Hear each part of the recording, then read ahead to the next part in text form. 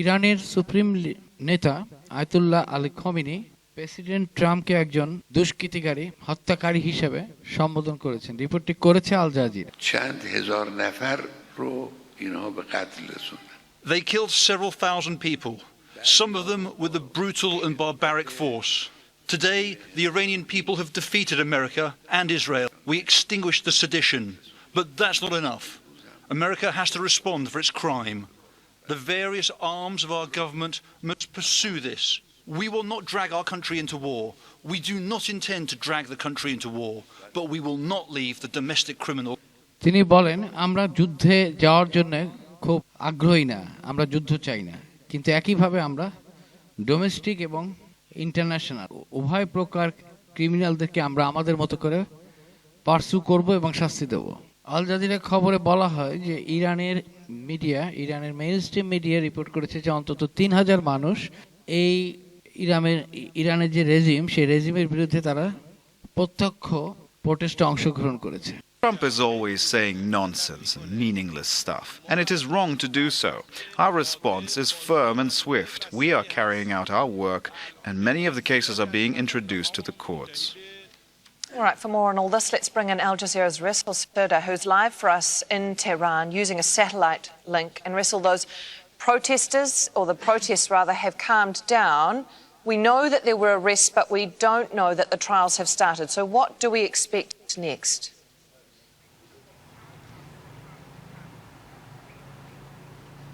Well, now more than 3,000 people have already been arrested, and still these arrests are continuing on daily basis. Just today, in the Kurdistan province, there have been more arrests. So the trials have not begun yet. However, the indictments, particularly in some cases for the capital, Tehran, are ready, and they already have been sent to the courts.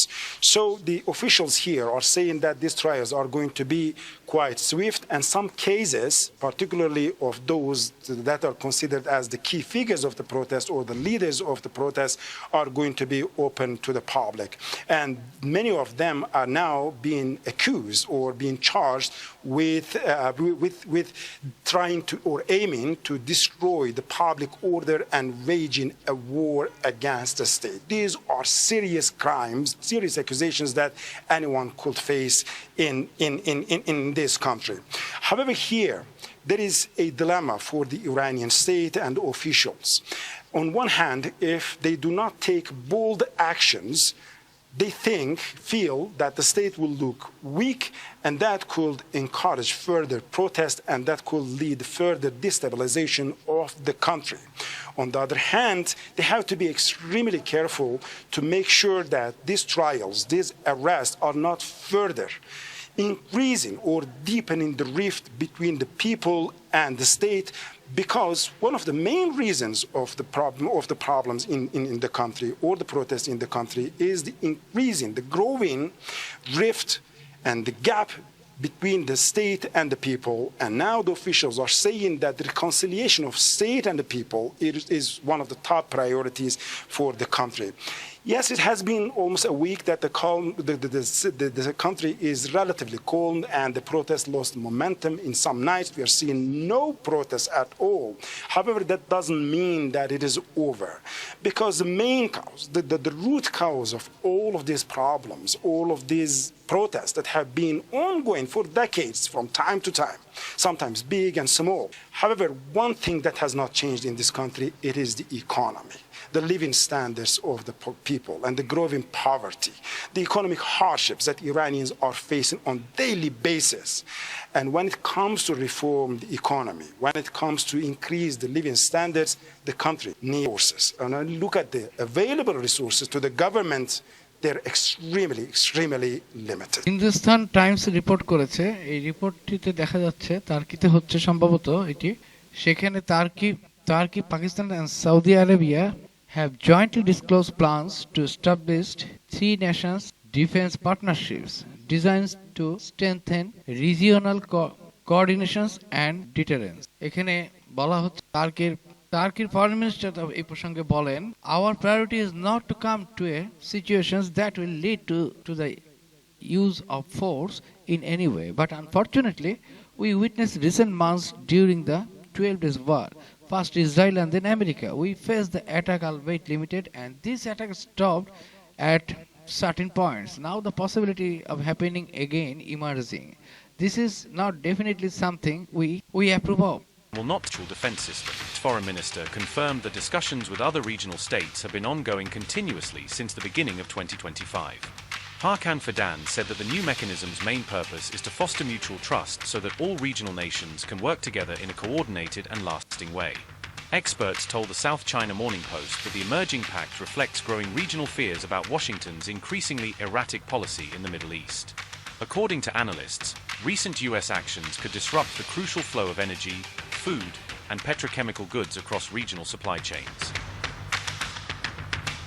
এখানে একটি regional নতুন geometry তৈরি হচ্ছে, এটা বলা হচ্ছে for security reasons and to ensure security, এবং সেখানে সৌদি আরব আছে, তার্কি আছে, পাকিস্তান আছে, এভাবে বলা হচ্ছে। Including a rigid defense clause could provoke direct political and diplomatic pressure from both Washington and Israel. Analysts told the South China Morning Post that differing threat perceptions among Turkey, Saudi Arabia, and Pakistan might slow the progress of the agreement. Reports indicate that Saudi Arabia's primary focus within the partnership will revolve around countering Iran, improving missile defense, and safeguarding maritime routes. Meanwhile, Turkey's strategic priorities continue to center around its operations in Syria, its interests in the Mediterranean, and keeping balance within NATO obligations. Pakistan, for its part, must carefully position itself in light of its relationships with India and Iran while also managing persistent domestic counterterrorism challenges. However, disputes over defense industrial policies, including disagreements about pricing and technology transfer, may delay practical implementation of joint deals. CNN এর একটি রিপোর্টে বলা হয়েছে যে Trump says that if no deal is reached to purchase Greenland, he will impose new tariffs on Europe. এটাকে ঘিরে Greenland এবং ডেনমার্কে বড় ধরনের প্রতিবাদ শুরু হয়েছে, যেখানে মানুষ রাস্তায় নেমে বলছে যে তাদের দেশ বিক্রয়ের জন্য নয়। ট্রাম্প আজ আরো চাপ বাড়িয়েছেন এবং বলেছেন যে তিনি বলেছেন ডেনমার্ক এবং অন্যান্য ইউরোপীয় দেশগুলোর উপর নতুন আরোপ করা হবে যদি গ্রিনল্যান্ড ক্রয় চুক্তি না হয়। এবং সিএনএন এর রিপোর্টে বলা হয়েছে যে several European nations have already sent military personnel to Greenland for joint exercise. We have got team coverage of these developments and we will go to those protests in Greenland in a moment. And let's begin with new tariffs and President Trump is promising. President Trump is promising. Betsy, what more can you tell us? Right, Federico. During President Trump's second term, we have seen him use tariffs and specifically the threat of tariffs as a key negotiating tool. And he appears to be doing that right now with Greenland. That is the Arctic island that is controlled by Denmark that Trump says the U.S. needs to control for national security purposes to counter threats from both China and Russia. Its strategic placement in that Arctic region. This, of course, has spawned major pushback from Greenland, from Denmark, and from other top European allies, with many deploying military personnel to the island this week. And it could have significant economic impacts on those countries, as well as top European countries that are key trading partners with the United States. The president had noted that he could use tariffs on these countries to apply some pressure, but putting names and a number on it today in a post to social media. I want to read to you a little bit of that very lengthy post. He said, starting on February 1st, 2026, all of the above mentioned countries, Denmark, Norway, Sweden, France, Germany, the United Kingdom, the Netherlands, and Finland, will be charged a 10% tariff on any and all goods sent to the United States of America. On June 1st, 2026, the tariff will be increased to 25%. This tariff will be due and payable until such time as a deal is reached for the complete and total purchase of Greenland. Of course, giving a... NATO has been dealing with us on Greenland. We need Greenland for national security very badly. Yeah, we're talking to NATO. CNN রিপোর্টে বলা হয়েছে যে প্রায় 25,000 এর মতো মানুষ বসবাস করে গ্রিনল্যান্ডের এই ডেনমার্কের শহরটিতে। তার অন্তত অর্ধেক মানুষ রাস্তায় নেমে এসেছিল আমেরিকার এই ট্যারিফ পলিসি আবার আরোপ করা এবং গ্রিনল্যান্ড পারচেস করার যে বক্তব্যগুলো সামনে নিয়ে এসেছে ট্রাম্প, সেটির প্রতিবাদে আসলে তারা রাস্তায় নেমে এসেছে, এটি বলা হচ্ছে আর কি। Around families today. The Prime Minister came along. He told the local broadcaster here in Nuuk in Greenland that had been in Denmark and he wanted to come back here. Is attending a lot of talks in Denmark, but he wanted to be here to be part of the protest here. The protest marched all the way through the town and ended up right outside the U.S. consulate. And there was the Prime Minister of Greenland on a snowy outcrop of rock right above the U.S. consulate, waving a big Greenland flag, giving a big speech in Greenlandic to the people gathered there. There was somebody else, another politician there who was speaking a bit in English. Again, that very simple, clear message. Greenland is not for sale. We don't want to be part of the United States. And এবং গ্রিনল্যান্ডের মানুষজন এই প্রোটেস্টে অংশগ্রহণ করেন ডেনমার্কের তরফ থেকে, এবং সেখানে তারা একটি কথাই খুব জোরে সোরে বারবার উচ্চারণ করেছেন, সেটা হচ্ছে Greenland is not for sale, এটা বিক্রির জন্য না। ডোনাল্ড ট্রাম্পের এই যে আবারও ট্যারিফ বৃদ্ধি করার যে ফের তিনি দিলেন 8টি ইউরোপিয়ান কান্ট্রিকে, তার বিরুদ্ধে এই প্রতিবাদটি হয়েছে। এবং সেই প্রতিবাদটির আরেকটি দিক হচ্ছে যে এটি ড্যানিশদেরকে গ্রিনল্যান্ডবাসীদের সাথে আবার একটা একত্রতা প্রকাশ করার একটা সুযোগ তারা তৈরি করে দিয়েছে। অর্থাৎ এই প্রতিবাদের মধ্যে দিয়ে ড্যানিশ এবং গ্রিনল্যান্ডবাসীর মধ্যে যে একটা একত্রতা আছে, একটা ইউনিশন আছে, সেটা আরেকবার সামনে নিয়ে এসেছে। Until they allow the U.S. to buy. Trump posted on Truth Social that starting on February 1st, all of the above countries mentioned here, Denmark, Norway, Sweden, France, Germany, the UK, and the Netherlands, including Finland, will be charged a 10% tariff on any and all goods sent to the United States of America. European leaders have warned against what they call a dangerous downward spiral if the levies are implemented. With the EU's foreign policy chief, Kaja Kallas, replying in a post, China and Russia must be having a field day. They are the ones who benefit from divisions among allies. If Greenland's security is at risk, we can address this inside NATO. Tariffs risk making Europe and the United States poorer and undermine our shared prosperity. Meanwhile, thousands of people took to the streets in the Greenlandic and Danish capitals on Saturday against Trump's bid to take over the island. Deutsche ভ্যালের একটি বিশ্লেষণাত্মক প্রোগ্রামে turkey এবং ইন্ডিয়ার relation নিয়ে কথা বলা হয়েছে।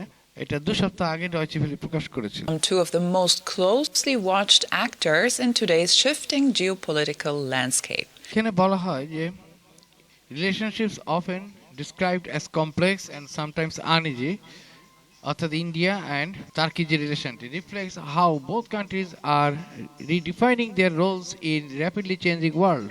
The dynamic between President Erdogan and Prime Minister Modi and the way both governments speaks about strategic autonomy raises a broader questions about how middle powers navigates this period of profound transitions we are living in. বর্তমানে যে পাওয়ার transition হচ্ছে, অর্থাৎ ক্ষমতার পালাবদল হচ্ছে এবং ক্ষমতা প্রতিস্থাপিত হচ্ছে, ভারসাম্যটা বদল হচ্ছে, সেই বদলের মধ্যে ইন্ডিয়া এবং টার্কির যে সম্পর্ক, সেই সম্পর্কটা কিভাবে কতটা কমপ্লেক্স এবং কিভাবে এটিকে তারা হ্যান্ডেল করছে, সেটা আসলে আশ্চর্য হওয়ার মতো একটি বিষয়, বা খুবই জটিল এবং আশ্চর্যজনক একটি বিষয়।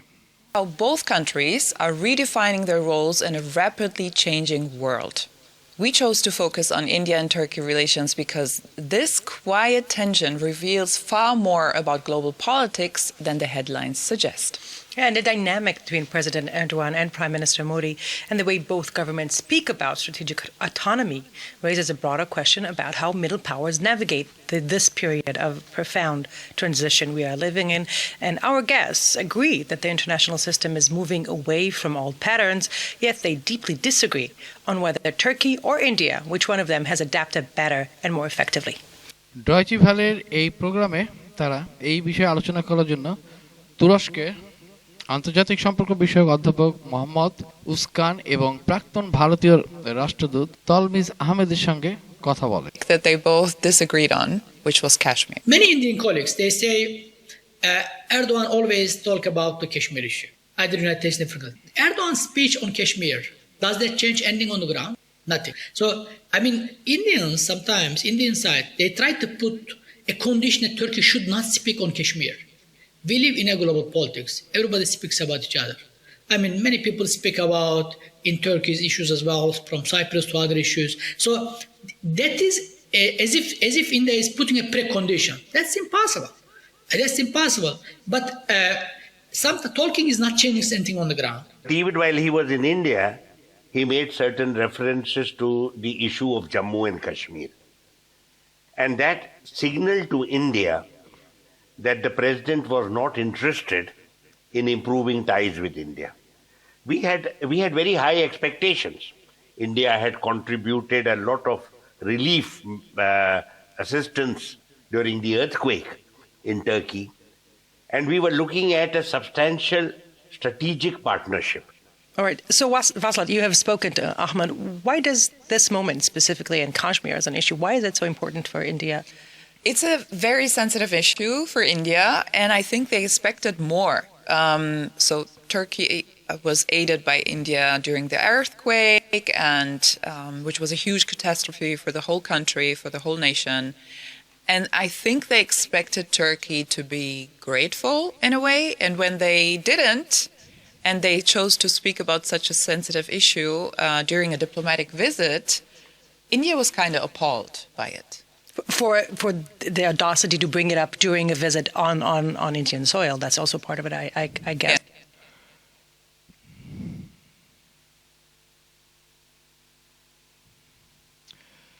তবে এই ক্ষেত্রে এই টার্কি এবং ইন্ডিয়ার যে দুজন করেসপন্ডেন্ট সেখানে কথা বলেছেন, সেখানে সবথেকে ডিসঅ্যাগ্রি যে বিষয়টি সামনে চলে আসে, ডিসঅ্যাগ্রিমেন্টের যে বিষয়টি আসে, সেটি হচ্ছে যে কাশ্মীর সমস্যা। এখানে তুরস্ক কাশ্মীর সমস্যাটাকে খুব বড় একটা ইস্যু হিসেবে দেখছেন এবং তারা এটাকে কোনোভাবেই ছাড় দিতে রাজি না। এবং এক্ষেত্রে বলা হচ্ছে যে অনেক ভারতীয় বিশ্লেষক বলেন যে এরদোগান সবসময় কাশ্মীর ইস্যু নিয়ে কথা বলেন, তবে এরদোগানের বক্তৃতার মাঠে বাস্তব পরিবর্তন আনে কি ভারতীয় দিক থেকে বলা হয় যে কিছুই পরিবর্তন হয় না। কখনো কখনো ভারতীয়রা চেষ্টা করে একটি সত্য আরোপ করতে যে তুরস্ক কাশ্মীর নিয়ে কথা বলবে না, কিন্তু আমরা বৈশ্বিক রাজনীতিতে বাস করি, সবারই একে অপরের সম্পর্কে কথা বলার অধিকার রয়েছে।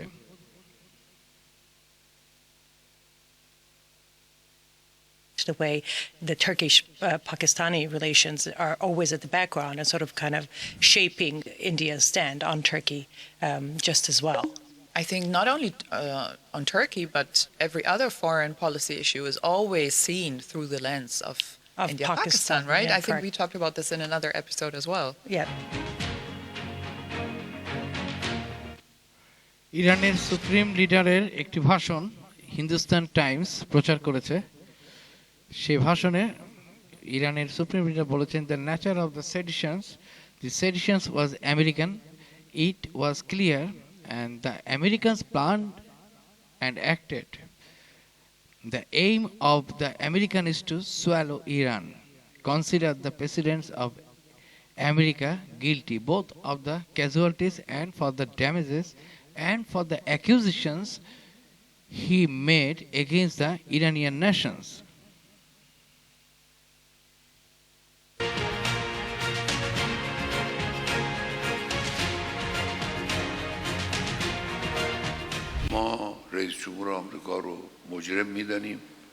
The nature of the sedition. This sedition was American. It was clear. আবার এখানে বলা হয়েছে যে সবকিছু আমেরিকানদের দ্বারা পরিচালিত হয়েছে। আমেরিকার উদ্দেশ্য হলো ইরানকে গ্রাস করা। আমরা মনে করি মার্কিন প্রেসিডেন্ট ইরানি জনগণের বিরুদ্ধে যে অভিযোগ তুলেছেন তার জন্য যেমন তিনি দায়ী, তেমনি এই ঘটনায় হওয়া হতাহতের ক্ষয়ক্ষতি এবং ধ্বংসের জন্য তিনি দোষী। এদিকে ইসরায়েলে নিযুক্ত সাবেক মার্কিন রাষ্ট্রদূত জ্যান শ্যাপিরো সতর্ক করে বলেছেন যে প্রেসিডেন্ট ডোনাল্ড ট্রাম্প শিগগিরই ইরানের সর্বোচ্চ নেতা আয়াতুল্লাহ আলী খামেনির হত্যার চেষ্টা করতে পারেন। তিনি এটিকে এমন এক সম্ভাব্য উত্তেজনা হিসেবে বর্ণনা করেছেন যা যুক্তরাষ্ট্রের মধ্যপ্রাচ্য নীতিকে নতুনভাবে সংজ্ঞায়িত করতে পারে। এবং শাপিরো ট্রাম্পের পলিটিকোকে দেওয়া সাম্প্রতিক মন্তব্য বিশ্লেষণ করে বলেন, ওয়াশিংটনের ধৈর্য শেষ হয়ে এসেছে এবং এতে ইরানের শীর্ষ নেতৃত্বের বিরুদ্ধে সরাসরি সামরিক পদক্ষেপের ইঙ্গিত পাওয়া যায়। Dan Shapiro said, quote, Trump's comments to Politico on needing new leadership in Iran and Khamenei's mindless baiting of Trump on X lead me to believe that Trump is going to try to kill the supreme leader this week. There will soon be a U.S. carrier strike group in the Middle East, making it easier for the U.S. to carry out extensive strikes in Iran and be prepared to defend against Iranian response strikes. Taking that shot at Khamenei, perhaps combined with strikes on IRGC and Basij command and control nodes, would allow Trump to say he is keeping faith with Iranian protesters he encouraged and fulfilling his threat to make the regime pay for massacring them. But that is a long way from achieving regime change in Iran. Khamenei's elimination, if it occurs, would most likely be followed initially by an IRGC takeover and a still aggressive and repressive regime. The change of regime, when it takes place, will be authored by the Iranian people. Supporting them in their quest for freedom will require sustained focus and largely non-kinetic measures. It will not be achieved by a one-and-done strike.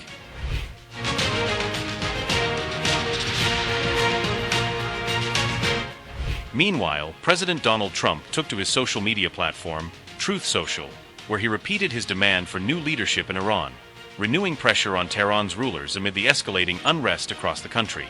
In the same post, Trump described Ayatollah Ali Khamenei as a sick man, calling Iran the worst place to live, in what many observers see as one of his harshest public attacks yet on the Iranian supreme leader and his government. Donald Trump said, quote, It's time to look for new leadership in Iran. The man is a sick man who should run his country properly and stop killing people. His country is the worst place to live anywhere in the world because of poor leadership. What he is guilty of, as the leader of a country, is the complete destruction of the country and the use of violence at levels never seen before. Trump's sharp remarks came just hours after Khamenei publicly denounced the U.S. president's repeated military threats, accusing Washington of deliberately undermining Iran's stability through intimidation and interference. Responding in his televised speech, Khamenei blamed Trump personally for fueling the deadly protests sweeping Iran, saying American incitement and sanctions were driving violence and division inside the Islamic Republic. The nature of the sedition. This sedition was American, it was clear. The Americans planned and acted. The aim of the Americans, and I am stating this clearly and unequivocally with 40-odd years of experience in the Islamic Republic, is to swallow Iran.